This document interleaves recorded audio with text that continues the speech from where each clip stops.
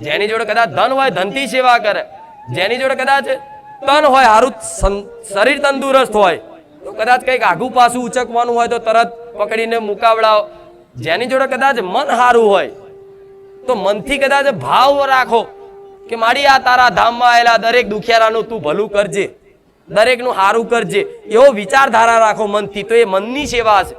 તમે ખાલી વિચાર કર્યો છે પણ એ પણ સેવા થઈ જાય છે. માનસિક સેવા કહેવાય. શું કહેવાય? માનસિક સેવા. કોઈ જોડે પૈસા છે, ભગવાનની કૃપાથી વધારશે તો કદાચ કોઈ પૈસાથી સેવા કરે, જેને હું ને કહેતી હોય અહીં કરો, તમારે જો દેખાય તો કરજો.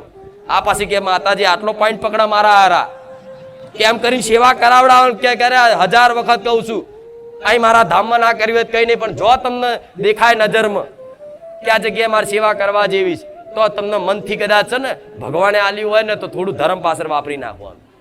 શું કીધું? તનથી મનથી વચનથી. કોઈની વાણી હારી હોય તો કોકને રામ રામ આવો, જય માતાજી, કયા ગામના છો, ભાવ આવકારો હાલો, તો એ પણ સેવા છે. હવે તમે એમ કહો મારી સેવા કરવી છે પણ અમારી જોડે આ નથી, તો આનાથી સેવા નથી થતી. આ જરૂરી નથી કે આ હોય તો જ સેવા થાય, સમજ્યા? એટલે આવા બોના કાઢવા